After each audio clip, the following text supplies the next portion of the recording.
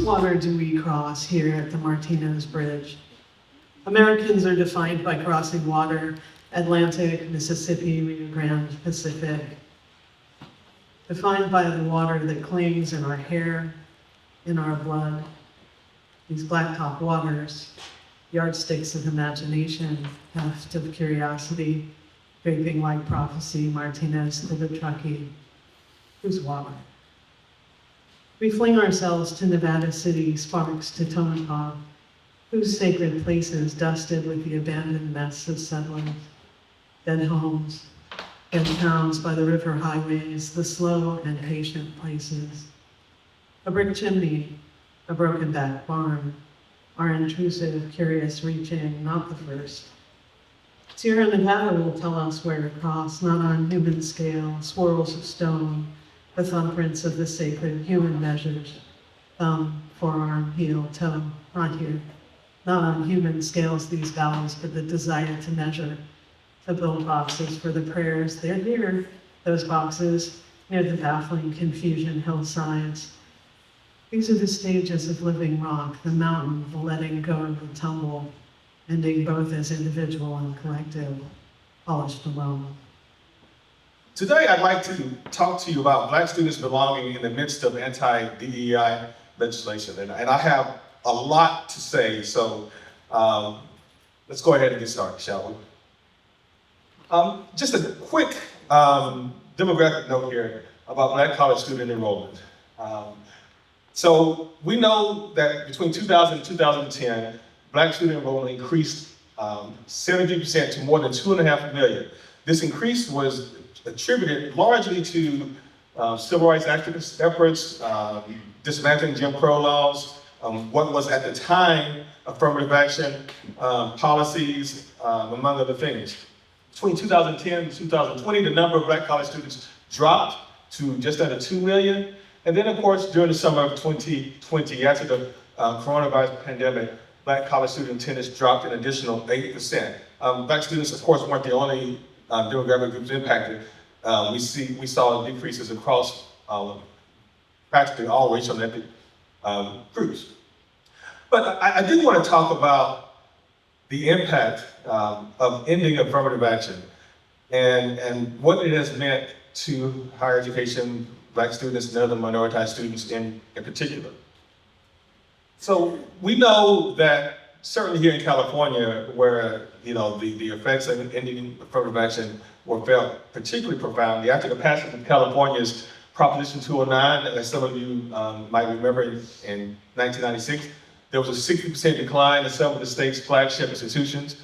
At the University of Michigan, where I am, we passed a Proposal 2 in 2006, which banned race-conscious admissions, and Black undergraduate enrollment at the University of Michigan dropped nearly by half, from 7% to 4%, which was not unlike what we saw in California with some of the flagship institutions. And so this decline was pervasive. But part of what we also need to remember is that the effects of banning affirmative action weren't just limited to public institutions, sort of career public institutions. It impacted community colleges, and community colleges were oftentimes left out of this discussion. We know that community colleges serve roughly 40% of all Black undergraduate students. And the end of affirmative action and other threats to DEI initiatives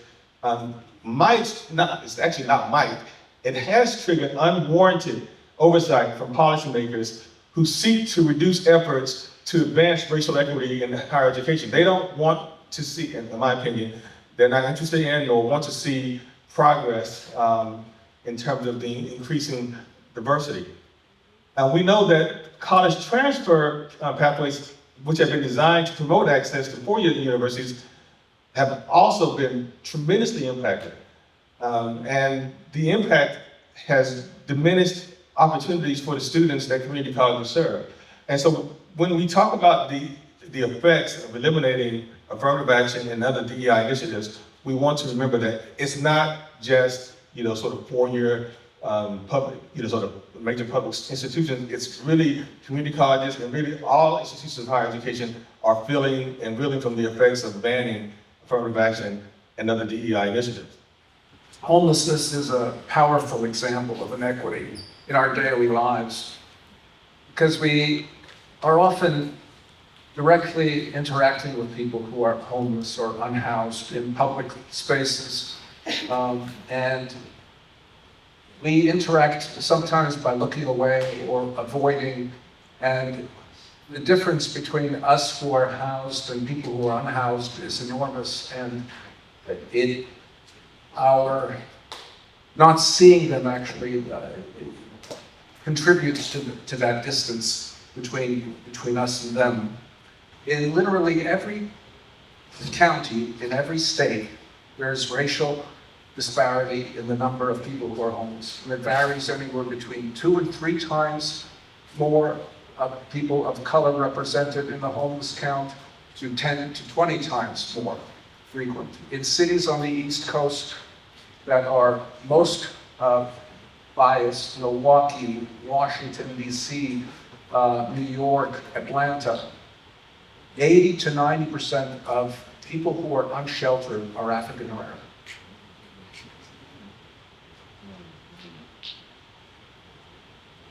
Another way of looking at the population is how long people are homeless. I mentioned that about 17% are what we call chronically homeless. But 60 to 80% of the population is what is called transitionally homeless. Almost everyone who becomes homeless gets there because there's a crisis. They lose their job, they have a medical problem that is expensive and they can't afford to pay the rent. The people they were living with moved or died. They have no support. They were on SSI, and SSI, in almost every state, SSI is Social Security disability income for people who have a physical disability or psychiatric disability. That amount that is paid for on a monthly basis is not enough in any part of the country to put together a month's rent and a month's security deposit in order to get back into housing if you've had a misfortune of losing it. So people on disability or other kinds of fixed income in this real estate market are basically priced out and remain homeless. So, hello, my name is Dr. Carmen McNeil, and today at this amazing Equity and Mental Health Symposium, I led a workshop called Dismantling Menstrual Stigma, Using Counter Narratives as an Act of Social Justice. And so what we did is we created a safe and fun space for talking about the roots of the stigma around the menstrual cycle, really talking about lived experiences, also uplifting some voices that are traditionally left out of this conversation, like those of trans men, which was really, really important. We ended on a positive note and talked about ways to positively address this stigma, talking about inclusive education, and we had a whole lot of fun in the process. What I learned is that we need to keep talking about it. Thank you. Hi, I'm Taryn with API Youth Rising. And I'm Johan, also part of API Youth Rising. So in our workshop, we started by presenting a little bit about API Youth Rising and what our organization does. And then afterwards, we had kind of a small breakout session where people talked in smaller groups about a few discussion questions that we've had about community. And our panel was really oriented around storytelling. And then we reconvened as a larger group afterwards, and people shared some really powerful stories. It was really amazing to hear. I guess some key takeaways were I think people need a lot more access to mental health resources, especially in Asian communities, but also minority communities in general. And I think specifically in the API community, people brought up how generational differences can really affect I guess people's comfort level or openness to the idea. One kind of big key takeaway that I really took away from this is how much really how many resources are really out there to kind of help other Asian Americans. We talked about how it's really a really big problem, you know. I didn't really realize how much resources really out there. So that's one key takeaway that I took that I'm really happy I learned about.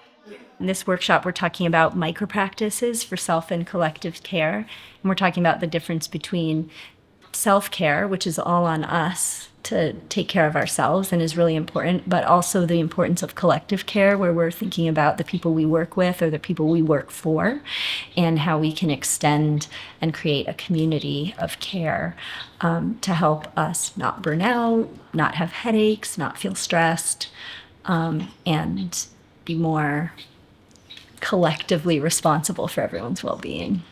All right. So right now we're in the reflection space, and we just want to give everyone the opportunity to share their strengths and their values so that we can increase the well-being and dignity of the person. So right now we're going to decorate some crowns, and we're going to write our strengths on the crown. And we also have like some different colored jewels so it can look very nice and royal, just to make sure that everyone knows that no matter what, they are valued for their intrinsic being inside. So that's what we're doing in the reflection room. Okay, so yeah, we grow about 30 different apple varieties on the farm, and this juice has about 10 to 15 different of those varieties in it. This was our first year renting an apple press, so we've never done this before, but it went really well. We pressed like over 700 pounds, and they say like 150 pounds is about 5 gallons, and we got almost 20 gallons out of it. So yeah, it's really good stuff. There's nothing else in it. There's not even water in it, which I recommend you can kind of cut it with some water.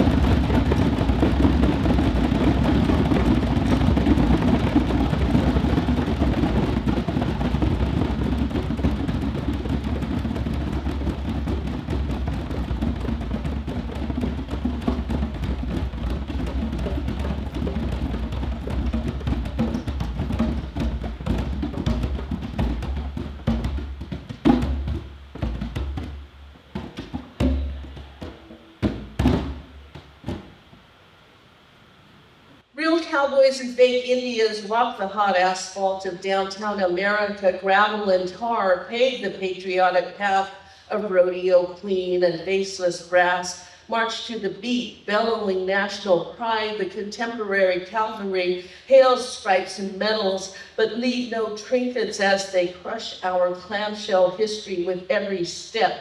Justice parades Main Street in waxed convertibles and pioneer families on horseback, tilted Stetson, shades, sunglasses, sunburn, and spurs mark the face of America. Red, white, and blue flags fly high through staggered heat waves and fireworks, false star designs. That fish in night sky going up river, heading home, this acorn time names his journey, calls him back to beginnings, called back to a soft circle belly, flaming red fire, flesh feeding an October night flight, a fish across a frozen sky with skin of stars. I have seen that same star-colored salmon flickering in another river not named Sky, but not far from here. Several nights back, I stopped at that river, and moon gave streaks cut by fish splitting a silver ribbon of water, which was on that particular night a lean woman body swaying and dancing the river motion beneath moon. The blonde-headed boy across the road runs the length of half the field and yells to his mother, waiting on her cement steps, "They aren't home." Voices shout me to attention when the mother replies, "Ask the Indians." My father stands on our front porch as I approach the old Ford truck. The boy looks at us and then back at his mother, then back at us, all stalled. It must be serious. They have come to us in desperation, the last resort. But we don't take time to think all that as the boy crosses asphalt halfway and says that his brother has hurt himself and needs to ride to the hospital. And we do not hesitate to help and haul the mother holding the flesh together of the child who has fallen on a canning jar. The gap is wide and long against his pale, lean chest. The hospital is cleansed with silence. It is strange sitting near these kids who are my neighbors, these frightened strangers who fear my eyes and speak no words. Everyone leaves through long ago magazines. I ask their names. Finally, one answers, another one whispers. One of the threads that many of us have here today, particularly in BIPOC communities, is a strong tradition in the beauty of collectivistic perspectives, which we have a whole other curriculum on. And so we have to remember that everything that we learn, as much as everybody here is doing what we can to integrate, to bring in our lived experiences, to add to the curriculums, to say, this doesn't work for my people, what we're learning. Just that experience, if you've ever had that experience, like, this doesn't work for my people, or this doesn't work for women or female identified folks. If you've had to say that or experience that, then we already know still that the foundation of psychology and mental health is 100% built on individualism. And that has not changed. People have fought, bled, died, trying to shift and change, and much progress has been made. But the foundation of what is mental health and psychology is still 100% built on individualism. I'll just leave that as we move on to percolate. I wanted to share a little bit about some of the work that we do with the Institute, because one of the things that I know I did when I started thinking about how to bring some of my experiences that I've had in some of this formal education, how to bring this to my community was always, again, that question, how is this applicable? And I have been a part of the academy, and I left it, and it was great. It wasn't an ugly divorce. It was a good divorce. It was more leaving the academy as a tenured professor because those voices were calling me somewhere else. Those voices that some of us hear all the time. And it was always like, how is this applicable? So one of the things that we always try to do is we try to bring what culturally responsive psychology, and some of us here have been doing that work, what that good work and research is doing, and the wisdom of the community in a way that makes sense for the community. So one of the things that we do is offer what we call community workshop pláticas, where it could be a topic that here we might go to a conference, to a mental health conference to hear about topics and information, but bring that to the community in a way that makes sense for them. My name is Saida Hafiz, a holistic health educator with food and yoga. Today my workshop was entitled Activate Your Mental Health Equity Sweet Spot. This was a time to turn the theories, research, and data points into personal and practical mental health expressions. The takeaway for today was that people really wanted tools that they could use for their own lives, as well as to teach and share with others, particularly because we know a lot of the data already, but this tool helps us propel and move us into action. Hi, I'm Dr. Tara Collins. I'm a psychiatrist with Marin County Behavioral Health and Recovery Services. I am also a yoga teacher and an Ayurvedic wellness counselor. Today I spoke about an integrative approach to mental health and wellness, where we talked about complementary and alternative modalities to improve people's mental and emotional health and well-being. I particularly focused today on yoga, Ayurveda, and meditation. Hi, I'm Amy Suzara, and I'm a poet and educator. I'm here to teach a workshop called Writing to Remember. And it's a long title, it's about healing and connection with the ancestors through creative writing. And so we're going to be doing some work remembering some of our ancestors with creative writing prompts, a little bit of movement and vocalizing. The families that we worked with, folks who had lost family members to police terrorism, as well as folks who found themselves pretty consistently on the front lines, as we were screaming like, don't call the police, they started calling us. So domestic violence situations, several times I got phone calls, Pat Brooks got phone calls, Sirha, I got phone calls. So we realized that we had to answer the question, right? That it was in fact a little irresponsible to be like, abolish the police, comma. You know what I mean? And then have nothing now follows that. Another thing that we've become really skilled at is finding holes. One of our flagship programs, first responders, we began going out and investigating and challenging what the press was saying in these situations, right? So much so that like we could break it down to a formula.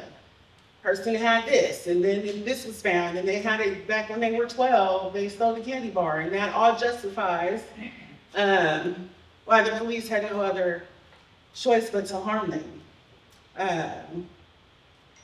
So fast forward to like 2015, and one of my things is timeline, so if something doesn't sound like the timeline, it's probably not, so don't hold me to it too tight.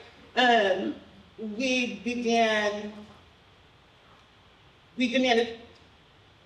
a communications campaign, right? Defund the police, refund the things that actually make the public more safe, right? Like more healthcare, more schools, right? Perhaps the universal income, right? We had lots of ideas. One of those ideas was MH First. So as I moved from Oakland to Sacramento, and we were still in conversation, and I thought that folks calling us was a phenomenon that just happened in Oakland because that was our base, right? So we started a chapter in Sacramento shortly before the murder of Stephon Clark, and this phenomenon began to happen again, right? Folks who had been on the front lines, families who had experienced loss due to police terrorism, and then the community at large who were like, I don't want to be the person who causes my loved one's death. If we think about the case of Daniel Prude, his brother did everything he possibly could to not call 911, and when he did, the police murdered him. Same with Kayla Moore, her sister, the people around her did everything they could to not call the police, and they just didn't have any other options. Hello, hello. My name is Latasia Lastus, and I'm coming all the way from Atlanta, Georgia, from Clark Atlanta University. And today we're about to indulge in some creative arts therapy. And my hopes for takeaways is that everyone that joins this workshop is able to find different ways that they can incorporate spaces for wellness into the workplace or classroom. Thank you for joining. I'm Danny Dominguez. My pronouns are she, her, hers. I'm the founder and CEO of On the Margins. And today we're going to be talking about caring for the caregiver, understanding how trauma is a psychic wound, how we can heal from that wound, and then also how to work through compassionate fatigue by thinking about how we can be in right relationship to self, to others, and to the land. And I hope that all attendees take healing from this presentation and that I get to come back next year. All right, my name is Craig Koss, and I am teaching a workshop that's a hands-on workshop about celebrating emotional diversity and finding wholeness in collaboration. So we're going to do brainstorm and then a collaborative art activity. And I developed this activity to try to heal the wounds that many of us have from doing art as children and being criticized for it. So something I call art trauma.